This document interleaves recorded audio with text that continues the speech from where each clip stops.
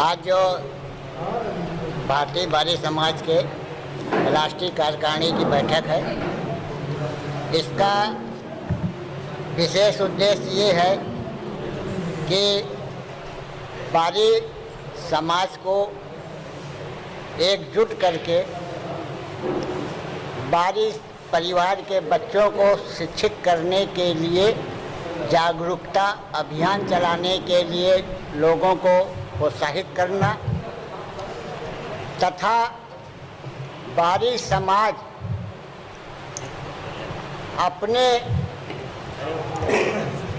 पिछले कई सालों से जिस प्रकार राजनीतिक पार्टियों के द्वारा उपेक्षित किया जाता रहा है, उस पर हम सभी राजनीतिक पार्टियों की तरफ अपना ध्यान आकर्षित करना चाहते हैं कि जो भी पार्टी बारी परिवार के सदस्य को, बारी समाज को सम्मान देगी, भारतीय बारी समाज परिवार उसी का समर्थन सहयोग करेगा। वर्तमान सरकार से क्या अपील करना चाहिए? वर्तमान सरकार से हम भारतीय बारी समाज तथा आपके चैनल के माध्यम से अपील करना चाहता हूं कि वर्तमान सरकार बारी समाज को सम्मान के दृष्टि से तथा हमारे बच्चों को शिक्षा के क्षेत्र में प्रोत्साहित करने के लिए और उनकी आर्थिक स्थिति और मजबूत करने के लिए जो भी प्रयास है, मैं केंद्र सरकार और प्रदेश सरकार से यही अनुरोध करता हूं, इस राष्ट्रीय कार्यकारिणी के बैठक के माध्यम से कि आप बारी समाज को समाज में एक प्रतिष्ठित स्थान दिलाने के लिए प्रयास करें और बारी समाज को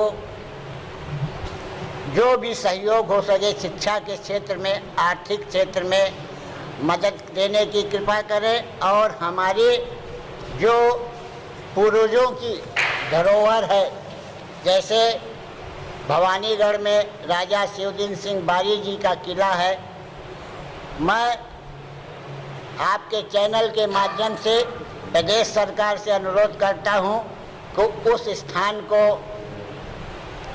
पुरातत्व विभाग के द्वारा संरक्षित करा करके उसको डेवलप करके वहां एक संग्रहालय की स्थापना करें और उस संग्रहालय का नाम राजा शिवदिन सिंह बारी संग्रहालय के नाम से हो। इसी तरह लखीमपुर में सुंदर सिंह बारी की ज़मीन है, उसको भी संरक्षित करके उसको भी जीर्णोद्धार करें।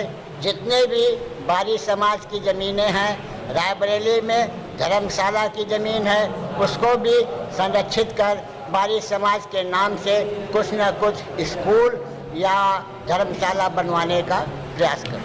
अपने परिचय के साथ बताइए, आज जो बैठक रखी गई है बारी समाज की, तो उसके बारे में क्या कहेंगे? आज ये जो बैठक बारी समाज की रखी गई है, इसका उद्देश्य है कि प्रदेश के कोने कोने से आए हुए सभी जनपदों के लोग एकत्रित हैं तथा इसमें विचार होगा कि प्रदेश की सरकार अभी तक हमारे समाज को क्या दिया है। जो दिया उसके लिए तो उनको मैं धन्यवाद देता हूं, लेकिन आने वाला निकाय चुनाव है, मैं उनसे निवेदन करूंगा कि निकाय चुनाव में सभासद, निकाय अध्यक्ष के पद सृजित हैं, उनमें बारी समाज को पार्टी के द्वारा जगह दिया जाए और उनको उस पर टिकट दिया जाए। अभी हमारे अध्यक्ष जी ने बताया कि बारी समाज की कई धरोहरें हैं, उनको कई बार हम लोगों ने उस स्थान पर अपना विचार प्रकट किए हैं, लेकिन सरकार द्वारा लगातार उपेक्षित किया जाता है। मैं पुनः प्रदेश की सरकार से निवेदन करता हूं कि हमारे समाज की जो भी धरोहर है उसको एक संग्रहालय के रूप में विकसित करें। हमारे बच्चे, कम से कम हम लोग जो संघर्ष करेंगे, हमारे बच्चे उस धरोहर को देखेंगे। हमारी समाज की जो हम एक विलुप्त प्राय में जाने जाते हैं, मैं आगे जाने जाऊं। हमारे समाज को लगभग सभी पार्टी के लोग उपेक्षित करते हैं। एक अपना संघर्ष है कि हम लोग अपने संघर्ष के बलबूते कुछ लोग आगे बढ़े हैं। मैं उसी क्रम में आगे बढ़ाने के लिए मैं सभी बारी समाज से निवेदन करूंगा कि जनपद में कोई ज़रूरी नहीं है कि हम लोग पढ़कर ही हमने अपने संघर्ष से भी आगे बढ़ सकते हैं। मैं इसीलिए निवेदन करूंगा कि आप लोग संघर्ष करें और राजनीतिक दबाव बनाएं, चाहे जिस दल में हो, जिससे हम लोग, जब तक हमारी राजनीतिक दबाव नहीं बढ़ेगी, हम लोग उपेक्षित रहेंगे। मैं ज़्यादा न बोलकर ही बात करता हूँ। जय हिंद, जय भारत। इस समय नगर पालिका परिषद भिनगा श्रावस्ती का चेयरमैन हूँ और राष्ट्रीय उपाध्यक्ष हूँ समाज का। सबसे पहले मेरा परिचय देना चाहूँगी। मैं कृष्णा कुमरावत बारी मध्य प्रदेश इंदौर से आई हूँ। भारतीय बारी समाज में महिला प्रकोष्ठ राष्ट्रीय अध्यक्ष, राजनीति में भी मैं बीजेपी मध्य प्रदेश इंदौर 2 बार अध्यक्ष रही, अभी मीडिया प्रभारी इंदौर मध्य प्रदेश। ऐसे तो हमारे आदरणीय अध्यक्ष महोदय जी ने सब बता ही दिया है, बट हमारा भी यही उद्देश्य है कि समाज को एकत्रित करके आवाज़ उठाए और राजनीतिक पार्टियों से आह्वान करे कि जब भी नगर पालिका के चुनाव हो, विधायक सांसद के चुनाव हो, लोकसभा के चुनाव हो, तो हमारे बारी समाज में से जो भी जिस पार्टी से जुड़ा हुआ है जो भी इंसान, उस पार्टी से एक टिकट बारी समाज को दिया जाए, ताकि हमारे समाज का भी कुछ उत्थान हो और समाज की भी आवाज़ ऊपर जाए। मैं चमन रावत राष्ट्रीय कार्यकारिणी की अध्यक्ष हूँ।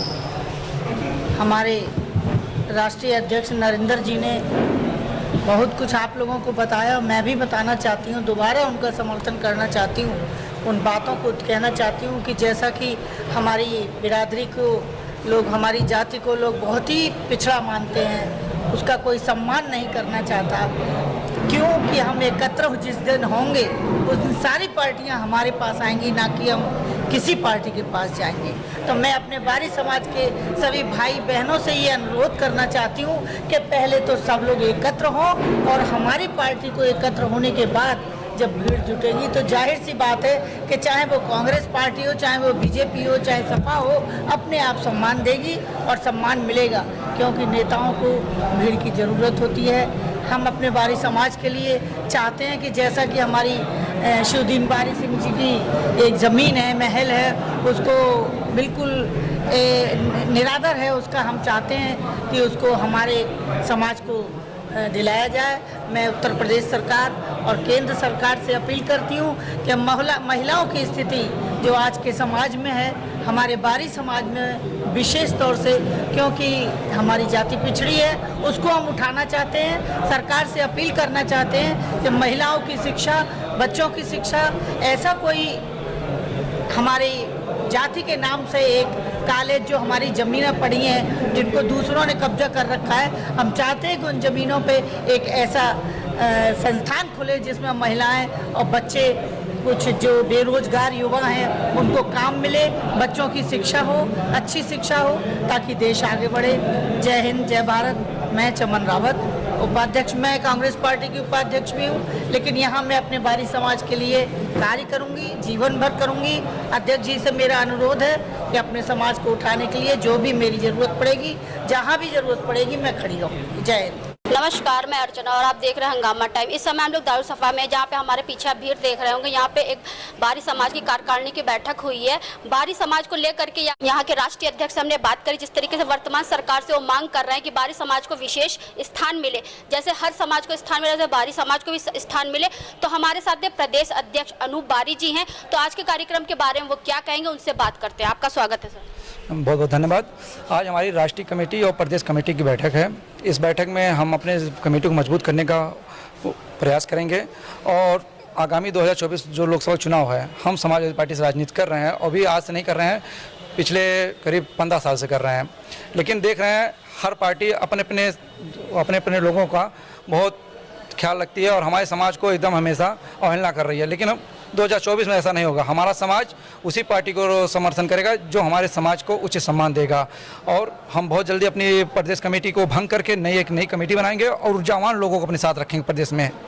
जिस तरीके से अभी हाल ही में 2022 में सभासद पार्षदी के चुनाव, मेयर का भी चुनाव है, जिसे कहते हैं निकाय चुनाव, तो उसके बारे में क्या तैयारी है और किस तरीके से आपका बारी समाज आगे से आगे बढ़ करके हर वार्ड पे अपने प्रत्याशी उतारेगा?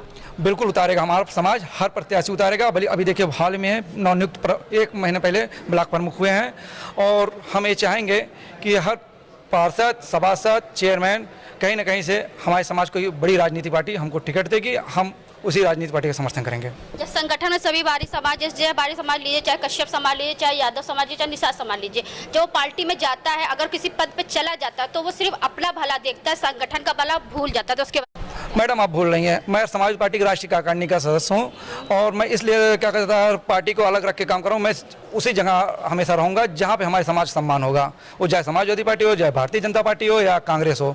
हम किसी का समर्थन नहीं करते, हम सीधे अपने समाज का समर्थन करते हैं। हाल ही में आप देख रहे हैं जिस तरीके से हिंदू मुसलमान को लेकर के बहुत सारे विवाद हो रहे हैं, उदयपुर की घटना भी देखा, लेकिन जो अभी समय जो राजनीति हो रही है वो धर्म को लेकर के, और जिसके बारे में क्या कहेंगे? ये तो चलता रहता है, बड़ी बड़ी राजनीतिक पार्टियां अपना धर्म के बारे में करती रहती हैं। तो आगे 2024 का चुनाव चल रहा है, लेकिन हमारा सिर्फ फोकस बारी समाज के लिए है। आप क्या कहेंगे, आप कहाँ से हैं? मैं जिला गोंडा से हूँ। इस समय मैं भारतीय जनता पार्टी से ब्लॉक प्रमुख भी हूँ मुझेना का, और पार्टी ने बहुत बड़ी जिम्मेदारी हमें दी है, इसके लिए पार्टी का धन्यवाद देता हूं।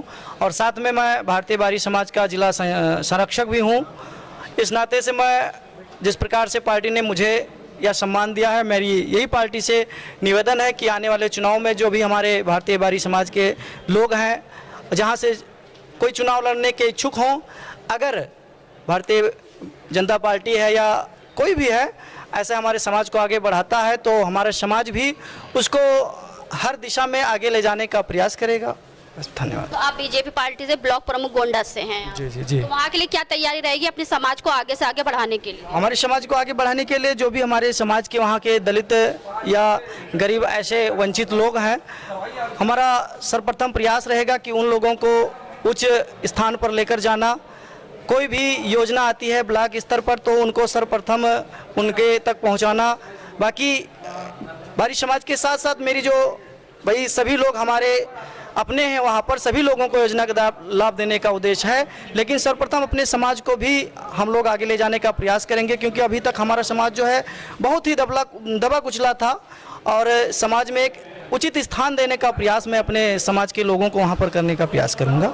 आपके समाज में हमने देखा जैसे समाजवादी पार्टी से बहुत सारे लोग हैं, कांग्रेस से बहुत सारे लोग हैं, आप खुद बीजेपी से हैं, तो समाज इतना पिछड़ा क्यों है? किस लिए आगे से आगे क्यों नहीं बढ़ के कार्य कर रहा है? समाज जो पिछड़ा है इसका भी कुछ न कुछ कारण है कि अभी तक समाज में ऐसे व्यक्ति नहीं थे जो समाज के लिए आगे आए, लेकिन अब ये देखा जा रहा है कि समाज में ऐसे युवा लोग हैं, युवा वर्ग है जो समाज के लिए आज आगे आ रहे हैं। तो कहीं ना कहीं जब युवा वर्ग किसी भी कार्य के लिए आगे आता है तो वो समाज हो, वो क्षेत्र हो, वो कार्य क्षेत्र, कोई भी क्षेत्र हो, वो हमेशा आगे बढ़ता है, और आज का युवा जो है समाज के लिए आगे आ रहा है, इसलिए समाज हमारा बढ़ रहा है। तो आज हम लोग आए थे दारुसफा में, जहाँ पे बारी समाज की एक बैठक थी, कार्यकारिणी की बैठक थी, जहाँ पे आप लोगों ने बताया किस तरीके से बारी समाज आगे से आगे बढ़ करके कार्य कर रहा है। वर्तमान सरकार से भी उन्होंने अपील करी, सबका साथ सबका विकास के जो नारे लगाए गए थे, तो हमारे भी समाज का विकास हो और हमारा भी समाज आगे से आगे बढ़े। तो इसी के साथ मैं अर्चना आपसे इजाज़त लेना चाहूँगी। धन्यवाद, बने रहिएगा हंगामा टाइम न्यूज़ चैनल के साथ।